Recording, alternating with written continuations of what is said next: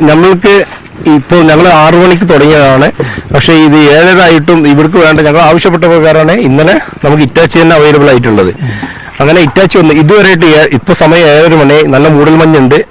മൂടൽമഞ്ഞ സമയത്തും കൂടി ഇവിടേക്ക് ഇറ്റാച്ചിയുടെ മെഷീനറിയുടെ വലിയ മെഷീനറികളൊന്നും ഇതുവരെയായിട്ട് എത്തിയിട്ടില്ല. എന്തായാലും ഫോഴ്സ് എത്തിയിട്ടുണ്ട്. അതെല്ലാം ഇന്നലെ ആവശ്യപ്പെട്ട പ്രകാരം ഇവിടെയുണ്ട്. കാരണം ഇന്നലെ ഞങ്ങൾ രാത്രി തിരിക്കും നിർത്തുമ്പോൾ 6:30 മണിയാണ്.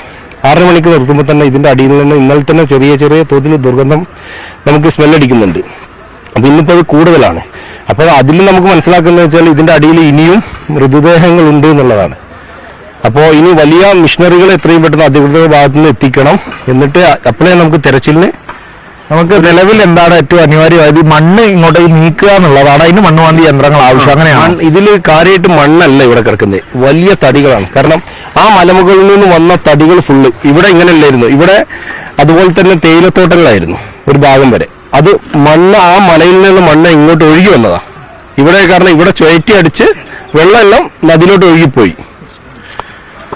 അപ്പോൾ സൈന്യത്തിന്റെ ഒരു നിർദ്ദേശം എന്താണ്? സൈന്യം ഏത് തരത്തിലുള്ള പ്രവർത്തനമാണ് ഇപ്പൊ ഏകോപിപ്പിക്കാൻ ലക്ഷ്യമിടുന്നുണ്ടാവുക ഈ മേഖലയിൽ? സൈന്യം ഇപ്പോൾ വുഡ് കട്ടർ അവരുടെ കയ്യിലെല്ലാം ആയുധങ്ങളും കാണുന്നുണ്ട്. അപ്പോൾ അവര് അതിന് വേണ്ട മുൻകരുതലോടുകൂടി ഇന്നലെ അവരോട് ഈ രഞ്ജിത്ത് കൃഷ്ണാശ്വരങ്ങളുണ്ട് അവരോടൊക്കെ ആവശ്യപ്പെട്ട പ്രകാരമാണ് ഇന്ന് ഈ ഒരു സൈന്യം ഇവിടെ എത്താൻ കാരണം. അപ്പോൾ നമുക്ക് ഇനി വേണ്ടത് ഈ മണ്ണ് ഇവിടുന്ന് ആദ്യം മാറ്റണമല്ല. എന്നിട്ട് ഇവിടെ ചളി കുറവാണെങ്കിൽ പോയിട്ട് ഇവിടെ ഈ മരത്തടികളാണ് കൂടുതൽ. നിങ്ങൾക്ക് ഇപ്പോൾ ദൃശ്യങ്ങളിൽ കാണാമല്ലോ, ഒരു ആയത്തിൽ തന്നെ. ഇപ്പൊ ഈ വീട് എടുത്താൽ കാണാം. നമ്മൾ ഇപ്പോൾ നിൽക്കുന്ന ഒരു വീടിന്റെ ടെറസിന്റെ മണ്ടയിലാണ്. ആ ടെറസിന്റെ മണ്ടയിൽ വരെ മരത്തടികൾ അടിഞ്ഞുകൂടിയിട്ടുണ്ട്. അപ്പൊ നമുക്ക് ഇതിന്റെ ആഘാതം എത്രത്തോളം ഉണ്ട് എന്നുള്ളത് നമുക്ക് മനസ്സിലാക്കാം. ഈ ഒരു ദൃശ്യങ്ങളിൽ തന്നെ മനസ്സിലാക്കാവുന്നതാണ്. അതായത് ഒരു പ്രദേശം മൊത്തം വന്ന് അടിഞ്ഞു ചേർന്ന ഒരു സ്ഥലമാണ്. അതെ, എല്ലായിടത്തും വെള്ളമാണ് ഒഴുകി പോയിട്ടുള്ളത്. ഇങ്ങോട്ട് വലിയ തടി മരക്കഷ്ണങ്ങളാണ്, മരങ്ങളാണ് ഒഴുകി വന്നിട്ടുള്ളത്, കടപൊഴുകി വന്നിട്ടുള്ളത്. അത് വേര് ഉടുക്കനെ കടപൊഴുകി വന്നത്. ഈ ഒരു പ്രദേശത്തിന്റെ അങ്ങ് കാണുന്ന ഭാഗമാണ് മുണ്ടക്കൈ, ഈ മലയാള. അപ്പോ ഈ ഒരു ഒഴുകുന്ന ഒരു നീലൊഴുക്കുണ്ടല്ലോ, ഈ ചാലിയാറിന്റെ ഒരു ഭാഗം. അപ്പോ ആ ഒരു കുത്തൊഴുക്കൊക്കെ വലിയ വെല്ലുവിളി ഉണ്ടാവില്ല ആ ഒരു ഭാഗത്ത് സൈന്യത്തിന് ഉൾപ്പെടെ. അവിടെ അപ്പൊ നമ്മൾ ഈ വടമൊക്കെ കെട്ടി അങ്ങോട്ടേക്ക് ആ ഭാഗത്തേക്ക് കിടക്കുന്ന കാര്യങ്ങളൊക്കെ നോക്കണ്ടേ? ഇന്നലെ അവിടെ എന്താ വെച്ചാൽ അവിടുന്ന് ആളുകൾ ഒഴിപ്പിച്ചാലും കന്നുകാലികൾ എന്നാലും ഒഴിപ്പിച്ചിട്ടില്ല. ഒരുപാട് വീടുകൾ കന്നുകാലികളെ കെട്ടിയിട്ട നിലയിലായിരുന്നു.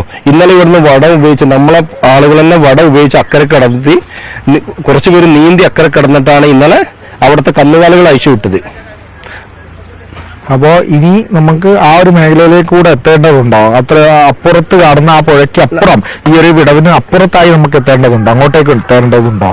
അങ്ങോട്ടേക്ക് അവിടുത്തെ സ്ഥിതികൾ എന്താണെന്നുള്ളത് ഇന്നലെ അവിടുത്തെ കന്നുകാലികൾ ഒഴിപ്പിച്ചെന്നുള്ള അവിടെ ഈ ആളുകൾ കുടുങ്ങി കിടക്കുന്നുണ്ടെന്നുള്ളത് ഒന്നും കൂടി പരിശോധിക്കേണ്ടതുണ്ട്. അപ്പൊ മണ്ണുമാന്തി യന്ത്രം ഇങ്ങോട്ട് എത്തിക്കുന്നതിന് നിലവിൽ ബുദ്ധിമുട്ടുണ്ടെന്നാണ് പറയുന്നത്. മണ്ണുമാന്തിരെ ഇന്നലെ വൈകിട്ട് വരെ 3 മണ്ണുമാന്തിര ഇവിടെ ഉണ്ടായിരുന്നു.